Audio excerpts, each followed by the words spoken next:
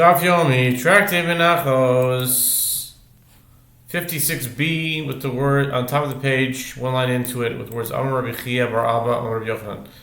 Amar Rabbi Chia bar Amar Rabbi Yochanan, Akol Moedim Mechametz Achar, Mechametz Shu Chayav, Dichsiv, Lo Teaseh Chametz, Velo Teafeh Chametz. The Gemara discusses similar cases, including examples involving meal offerings. Rabbi Chia bar Abba says that Rabbi Yochanan says, all the sages who disagree as to whether one may let the blood of a firstborn animal whose blood circulation is constricted concede that one who leavens a meal offering after another had already leavened it. It is liable to receive lashes.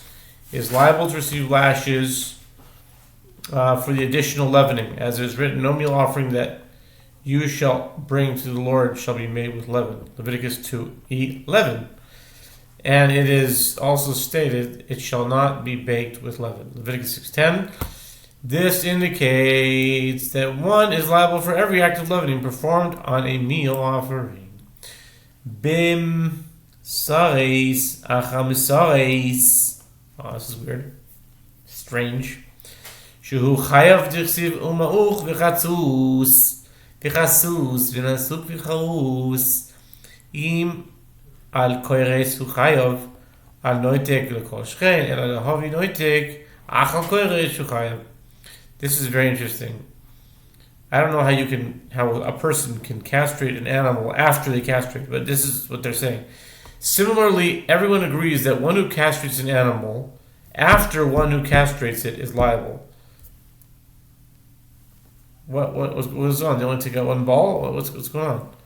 As is written, whose testicles are bruised or crushed or detached or cut shall not be offered to the Lord, and you shall not do this in your land. Leviticus 22:24. If one is liable when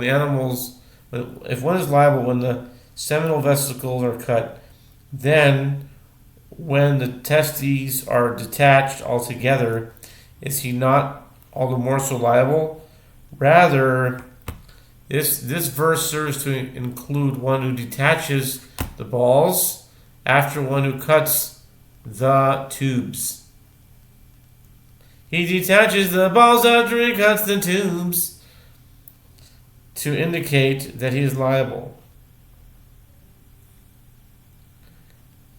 Apparently, one is liable for castrating an animal that is already sterilized.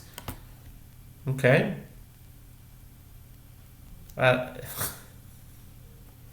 Okay.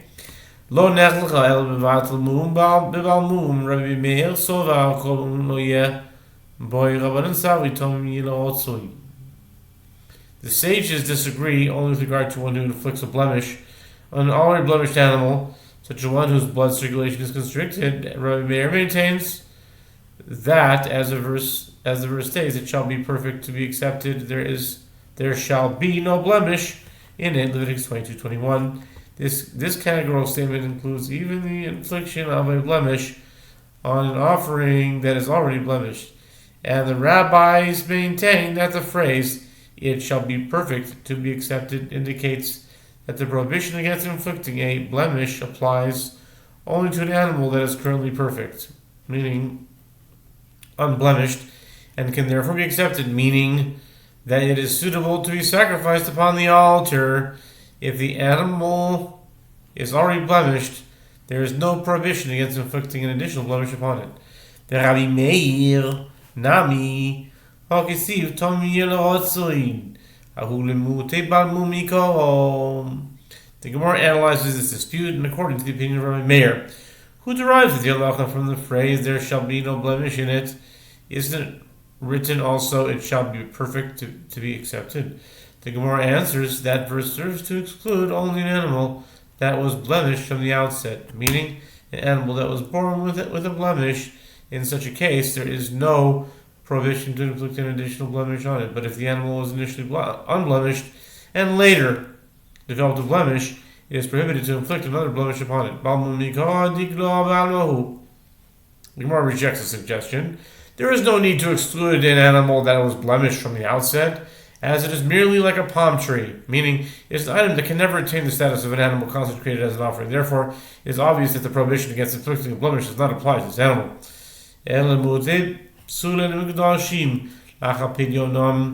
So kedai dechamino hoil vasire begizo v'avoido b'mum nami letasri letasri kamashmo. Rabbi Meir maintains that the phrase "it shall be perfect" to be accepted serves to exclude disqualified consecrated animals, to teach that after their redemption, when they become non-sacred, the prohibition against inflicting a blemish does not apply to them any longer. This exclusion is necessary, as it might enter your mind to say that since it is prohibited to share disqualified consecrated animals or to use them for labor even after they have been redeemed and are non-sacred, perhaps let it also be prohibited to inflict a blemish upon them. Consequently, this verse teaches us that there is no prohibition against inflicting a blemish upon these animals.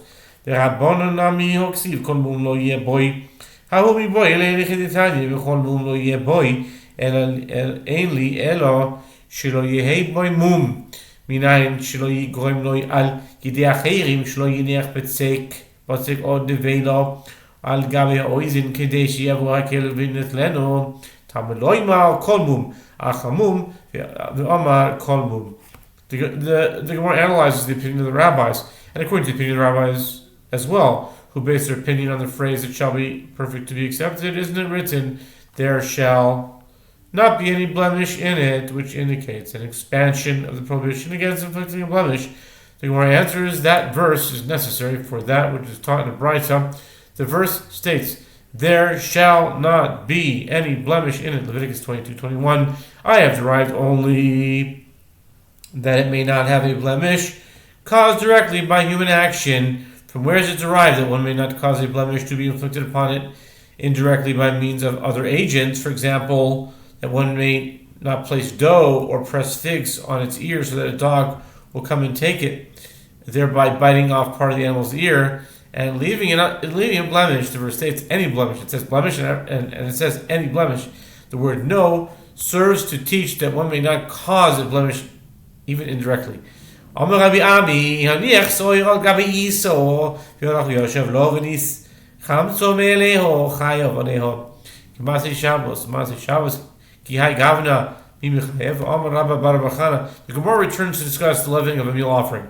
Rabbi Ami says if one placed leaven, meaning dough, that is leavened to such an extent that it is no longer used as food, but as a leavening agent for other dough, on top of the dough of a meal offering, and he went and sat himself down to wait, meaning he performed no other action, and the dough then leavened of its own accord, he is liable to receive lashes for it. This is similar to performing a prohibited action on Shabbat. The Gemara questions this comparison, and is one liable for performing a prohibited action on Shabbat in a case like this? But doesn't Rabbi Bar Bar Chana say? To be continued.